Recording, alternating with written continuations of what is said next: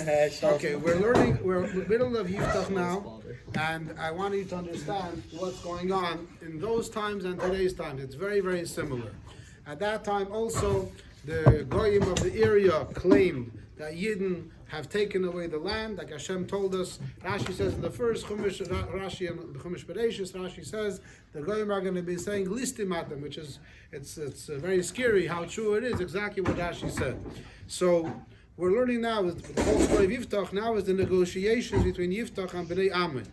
So last thing is we learned Pasuk Tezvav already, but just repeat again Pasuk Yud Gimel, that Melech Bnei Ammon told Yiftach, after Yiftach asked him, what do you want from me? He said, you guys took my land from Arnain ad Yaboik ad Yarden. Similar to today's chant from these Yamach Shemam, these people, from the river to the sea. That's exactly what he said, from the river to the river to the river. So there's three rivers over here. This is Nachal Yaboik, which is in modern, today's language is called the Zarka River. This is Arnoin, which my little Ajub, I don't know how to pronounce it, something like that. This is the Yarden coming down over here, and this is the Midbar. So they're saying from the river to the river to the river, these three rivers, this whole area, Melech Bnei Ammon is telling the Yidden, telling Yiftach that this belongs to me, give it back. The Yidden at the time were settled, besides in Eretz Yisrael proper, they were also settled in this whole area over here. All around over here belongs to Eretz Yisrael Ba'etzem. Now today, the modern state of Israel, what they call, is very, very limited. It's basically something like this little strip over here, and that's all that Eretz Yisrael today, what's called the state of Israel owns. This today is considered the West Bank, which they claim is, that's where part of the Machlekes is, and this is where Gaza is. It's not completely disproportionate. This is compared to the proportion. Where's the thing again?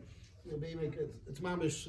It would be like this. This is how big Gaza would be, like tiny compared to everything else. It's mamish tiny what's going on over there. But this really Eretz Yisrael belongs. All this belongs to the Yidden till Arnai. Now Bnei Ammon were coming to say, this area belongs to me, give it back to me, and I'm backing out. The Yidden took it away from me when they left Mitzrayim. That's the claim. So Yiftach is going to respond now with a whole bunch of details. The first thing Yiftach tells the king of Ammon is what the Pasuk Tezvav, Yiftach lelokach Yisrael es eres Moav es eres Bnei Ammon. He mixes in Moav because he says, if anything, this land belonged to Moav. It never belonged to Bnei Ammon in the first place. So Bechlal, you're hacking what you're saying, that this belonged to Bnei Ammon. That's number one. And then Yiftach continues and he says, Ki ba'aloiso mi Mitzrayim, vayelech Yisrael b'midbar ad Yamsuf, vayovei kadesha. Yidden came out of Mitzrayim. So Mitzrayim, so this all down here, this is called, anybody knows how it's called, this area? Sinai Desert. Sinai Peninsula. That's the fancier word. Sinai. Huh? Sinai, bro. That's Benodit. Is that what you're saying? So down here. Now here, what's over here? What's this piece of water over here? Anybody knows? Yeah. Suez Canal is not accurate. The Gulf of Suez. The Gulf of Suez over here. The canal is built afterwards. The canal was a man-made thing which was built about 150 years ago to go from here through into the Mediterranean Ocean, Mediterranean Sea. It goes down from here because here this is the Gulf of Aqaba, this is the Red Sea down here. Okay, so the Yidden were in Mitzrayim, the Pashas around over here, and they came. Now they could have gone straight into Eretz Yisrael like this. Hashem didn't want them to go there because They would see their brothers dead. Because of the Eretz Plishtim, because the Bnei Ephraim had left there earlier, and Bnei Ephraim, always make issues, right?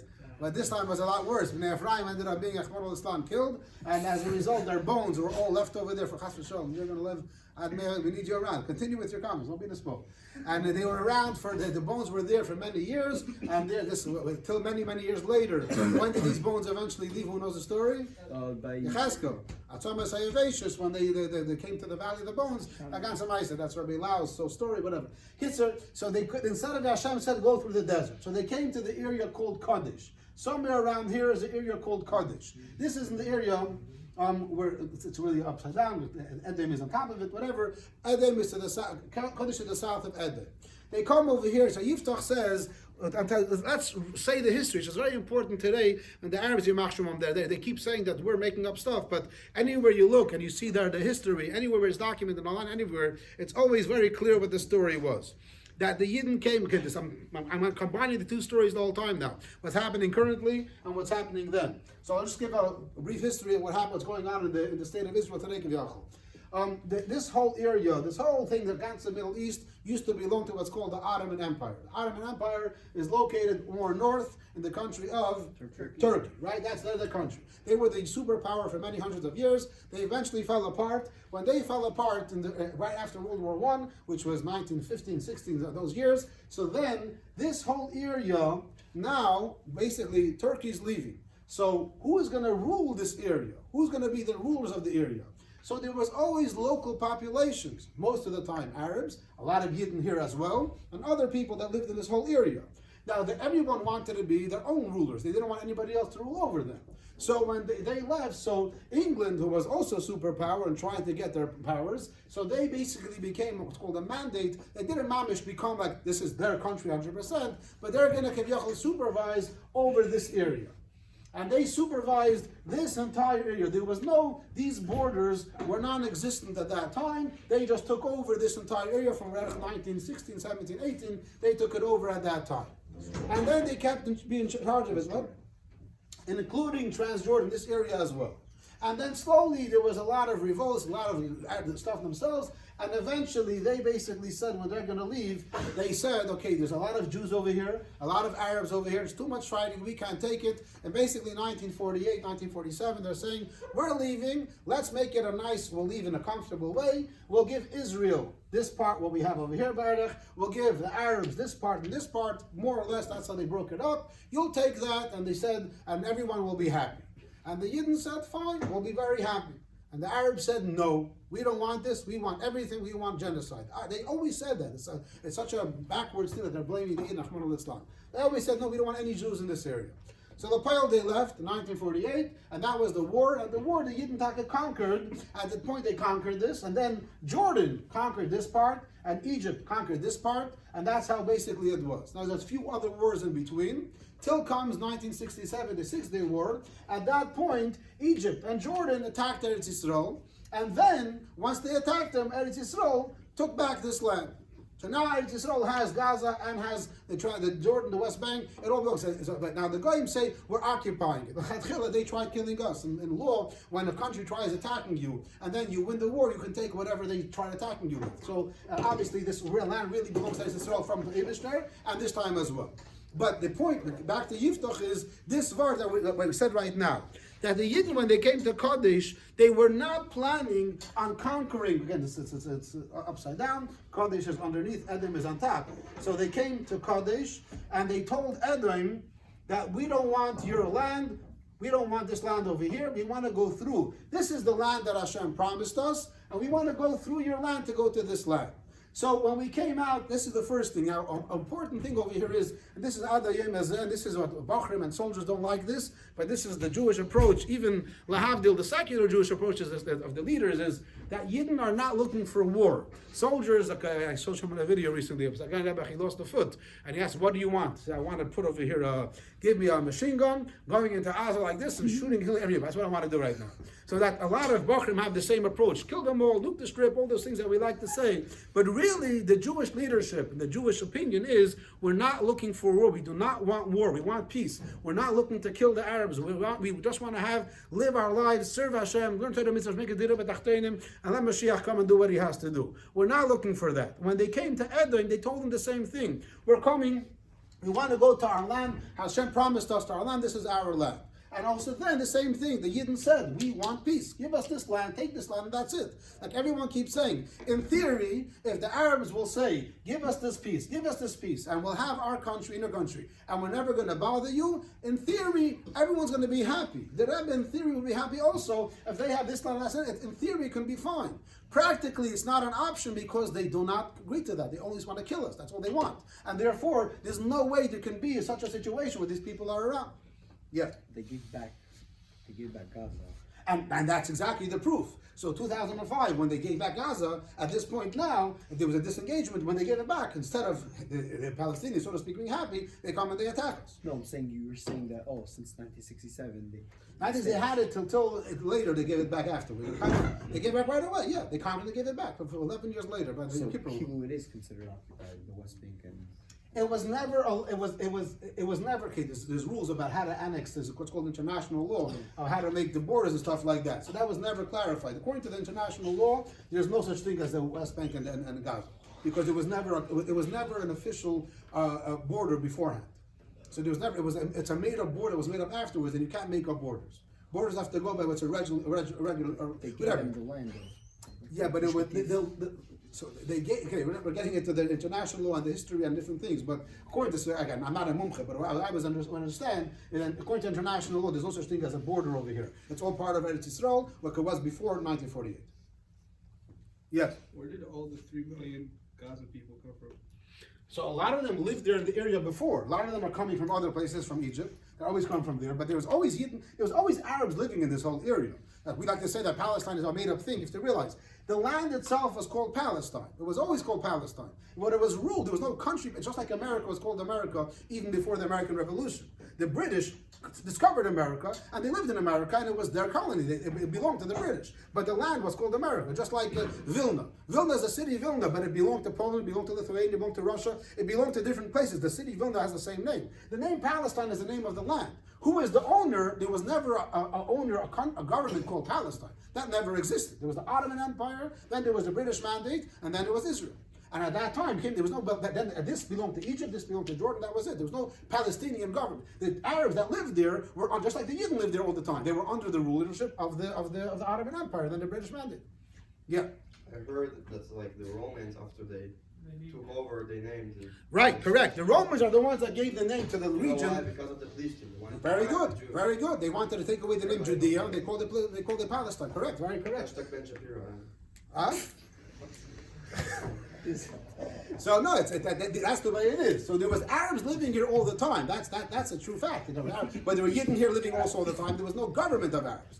So that's cool. But again, the point that we're saying is Miguel and Yorenu is Pasuk Yud Zayin Vayishlach Yisrael Malochim El Melech Edim Leimer Ebronov Artzecha. I do not want war. I want to go through your land peacefully and to go to conquer my land that Hashem gave me. Over here, when they came to Eretz Yisrael proper, we're not going to talk about them in yiftach's words, but here also they told them, this is the land Hashem gave us. You have 3 options. Either you leave, or you stay and be our slaves, or you fight against us. Those were the options we gave them. So the people that were in Eretz Yisrael, the Sheva Umas, they could going to have a time to yiftach, you're taking back our land, because they lived there, they had countries, they had governments, and Hashem said, I'm sorry, you lived there for all these years, give it back to them. And really, if you really go back, the land before it came to Canaan really belonged to Shem, which is our family, the family where Avram Avinu comes from. So really it was belonged to them, and then the Canaanim took it from them, now we're taking it back. So if you're really going to go back to after the Mabul, where everything was there, it was empty, it really wasn't our family from day one. But regardless, you want to hit as a country to hear us now, if you want to, how many years you want to go back. So the country is, this land is we're taking back for the Hashem told it. This land includes all this and all this. Or here, not necessarily. Where exactly here is a bit unclear. But all this was not down here, but more like this, what we're supposed to be getting. Gaza's part of it? For sure. The whole Yam, there's no question around here belongs to us. And it could even be up to here or up to here. Basically, it says from Nahar Mitzrayim or Nachal Mitzrayim, there's the river, there's a Vadi Al-Arish, it's called, whatever, Vadi Al-Arish. Mashiach is going to be spread like... When Mashiach is going to come, it's going to be a lot bigger, because you have to go, if you go to Nahal, to the Nahal, Nahar Pras is way up there in Turkey. So we have the whole Lebanon basically belongs to us, really. But we are getting into a different subject about which land, because there are psukim where Hashem promises Avram Avinu, then there's in Parshas Matzah where Hashem is describing to us, or Matthias, I don't remember, where Hashem is describing the borders, which are a lot less than he promised Avram Avinu. That's a famous question. So the basic answer is that in Mashiach's time, we have the whole thing, and the rest of it's going to be... Does it have more Kedusha than... That's a question about the Kedusha. That's a topic for conversation. Yeah. You didn't have that whole land, and why were they Plishtim there the whole time? Because they never got rid of them. All the years, the Plishtim was always a They name. live amongst them? Yeah, all the years, throughout the times, the Plishtim. Still the Plishtim? Yeah. Yeah, they were Yidden here all the time also. There was, in Gaza, there was Yidden also. There was a Jewish community in Gaza as well. No, I'm asking, like, if they had it, why did not kick them out? They killed the entire Bnei Ephraim. Like, what were they doing there? Why didn't we take revenge and get rid of them? They were a strong country throughout the Nevi'im. Even at this time, in Yiftach's times also, the Plishtim were still there. They couldn't kick out these people. No, maybe they could have, but they never went ahead. They never did it. That was the mistake. That was one of the tiniest against the Malachim. They didn't do a complete job. They didn't clean it up 100%. So now he continues and he says, so Melech Edom did not want to be peaceful. Till today, our neighbors do not like us. Well, neighbors do not like us. Egypt claims to be our treaty, and Jordan claims to be our friends because of the after we beat them in war, they had no choice but to be our friends. But they don't really like us. Edom, who's the neighbor, said no. And Yiftach says, we didn't fight against them. We said, fine. Instead, we went around Viter, we went more to the to the east, and then we went northwards, and over here was Moav. Here was Moav. And we did the same thing to Moav. The Gamel Melech Moav Sholach V'Loi Avo Vayeshev Yisrael b'Kadesh. So we were settled in Kadesh. I'm not sure Kadesh is over here. So we basically sent messengers to Edom, to Moav, to go from this direction. It's not exact, if it was more to the west or more north, where they were, but these areas of Edom and Moav, this is where we tried going, and they didn't let us go. So we said, fine, Hashem doesn't let us go through Edom and Moav, because Edom and Moav are our cousins, right? Edom is Bnei Esav, Moav is the son of Light. So the Hashem said, where each one has his own mitzvah, what he did, we can't bother them. And then, Vayelech Bamidbar, the Yidden went in the Midbar. Because of that, we can't accept Gideon from them. That's something else. Because when at that time, but not because what they did way back then, by Light. Vayosov es Eretz Edom es Eretz Moav. So then we went past Edom and Moav. Vayovoi mimizrach shemesh le'Eretz Moav, vayachanun be'ever Arnon. And then we went up all the way to the east, and we were in the area of Arnon. This area, which you're talking about over here, that's when we came there. So Yiftach is making this introduction by saying, we're not a war-loving country. We're not a war-loving people. We don't want to fight. We came, and we tried making peace with them. They didn't want peace, fine. We accepted that. It's not our land anyway. We went to the area of Arnon. When we got to Arnon, he says, V'leibo b'gvul Moav, ki Arnon gvul Moav. We didn't touch Moav because Arnon, the river, this again, Walashib or something, this river is the gvul. That was the border for Moav. And Moav, we didn't bother at all. We got to this land over here. Who was living over there north of Moav? Over there was living Vayishlach Yisro Malachim El Sichon Melech HaMeidi Melech Heshbon. It was Sichon. Sichon lived over here. This is the land of Sichon. You're telling me this whole land. So Yiftach is making this whole introduction to bring out the point that we are not a war-loving people. We wanted to do everything peacefully. And now that's number one. Now this whole land, again, you're saying that it's your land. It's not your land. It was Sichon's land. And even over here, this land, we weren't looking to conquer. We didn't want to conquer that land. Rather, we told Sichon the same thing. Let me cross through your land to get to my land across the other side of the river. We're not looking for the fights. All the wars that we had, all the wars that the Yidden had in the past 75 years, since 1948, none of the wars the Yidden were ones that started. I mean, the 6-Day War officially we hit first, but that's because they were obviously trying to start, and everybody knew that was going to happen. But we never instigated a war for ourselves just to expand our territory. It was all defense wars because people were attacking us, were about to attack us, so we had no choice. Now as well, we're not looking for fighting. Over here also, this whole thing going on in Gaza right now, it's all because it happened on some Chastayra. No one wanted this whole thing situation. As much as Bachar like watching the videos of all the bombs happening, it's very cool, and people burning themselves on fire is even more cool, whatever you enjoy looking at. But it's obvious that it's tragedy upon tragedy. Hundreds and hundreds of Yidden have been killed in Simchas Torah. Plus, since the war began, so many Yidden were killed as well. And this morning, another Pikuah, 2 Yidden were killed. We're not looking. Huh? Can you tell us more What? about the Pikuah? Today, well, it was a sad Pikuah. A 17-year-old Bachar, your age, and a 30-year-old person were stabbed to death. But that's not the stabbed or shot. I don't remember. In Binyamin, the shooting. Whatever. It's Rahman al-Islam. No, we don't want this. We don't want these fightings. We want everyone to be happy, and that's it. But we have no choice. We have to destroy them because otherwise they're going to kill us. But so he's stressing this point, and then he continues and he says, and now Sichon gets the message, unlike Edom and Moav, that they told us no, and we said fine, we're going to go around. Sichon, that wasn't enough for him. In addition to not letting us through, he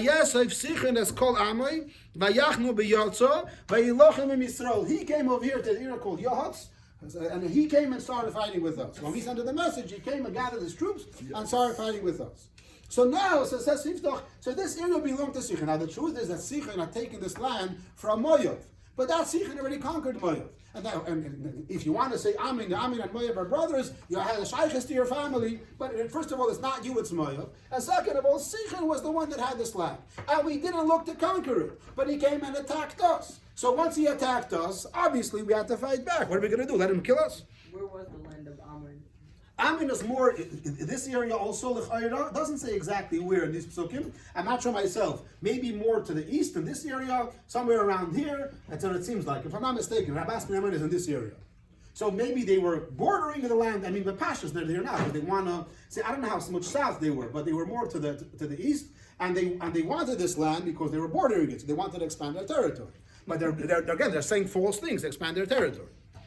And then because of this, and now comes the key, and the next pasuk is the pasuk which unfortunately the Yidden are not saying. This is the most important pasuk, and this is the pasuk which, if we'll say, this is what the Rebbe says to say the whole time, they're not saying. And that is, Vayitein Hashem Elikei Yisrael es Sichon ves kol amei biyad Yisrael vayakum. Hashem. The problem is that they're not mentioning Hashem. It's very sad. Hashem is the one that gave us this land. They have to stress that point that it's from Hashem. Because once you're starting to say our power and this and history, whatever, people will try to say different things. Even though, even according to history and international law, we still have the right to whatever we're doing. Israel has the right to whatever we're doing. But that's not enough, because that's not what we're not a regular country like everybody else. We're a Jewish nation. We go by the Eibishter, and that's a key. And Yiftach knew that, even though he said he's a mafioner. What do you want to say about Yiftach? But he knew to stress this point, that when it came to the actual battle, the one that conquered this land wasn't our tanks and our military and our air force. No. Hashem Elikei Yisrael. Thanks to Hashem, we conquered this land. He stressed that very clearly, and he's going to say it again soon. And he says, and then Vayirash Yisrael is called Eretz HaEmoidi. Yeshiv Eretz. He starts it again. And then we conquered the land of the Emoidi. Again, not the land of Ammon, not even the land of Moav, because at the point that we were dealing with it, it was the land of the Emoidi, it was the land of Sichon, had nothing to do with you. And Hashem gave us this land. And he clarifies, Vayirshu eis kol gvul ha'amoiri. Again, he stresses the gvul of ha'amoiri. May Arnon vada yaboik umin hamidbar vada yardin. So from Arnon to the yaboik, from the midbar to the Yarden, this whole area you're talking about. Yes, we conquered that land, but again, not from you, Ammon. Second of all, we didn't want to conquer it. We weren't looking for that. And third of all, he attacked us, and Hashem gave it to us. Hashem gave us this land. So this is what Yiftach is saying very clearly. And then he concludes by saying, Va'ato, Hashem Elikei Yisrael, Hoidish es Almedi Pnei Am Yisrael, Va'ata Tirashenu. Again, this is so key. This is so key. Lahavdil, even Christians are saying this. I mean, Frum Yidden are saying this also. The Rebbe is the leader of the generation saying it the most, but Christians, Lahavdil, are saying it as well. This is the land that Hashem gave to the Jews. He says it over and over again, because that's the most important fact and the most important claim that we have to this land, is that Hashem gave it to us. So Yiftach says it originally when he describes the battle, and he says it now. And now, I want to clarify again. Hashem gave us this land. He's the one that chased away the Almighty. You want to take it away from us? And he continues and he says, whatever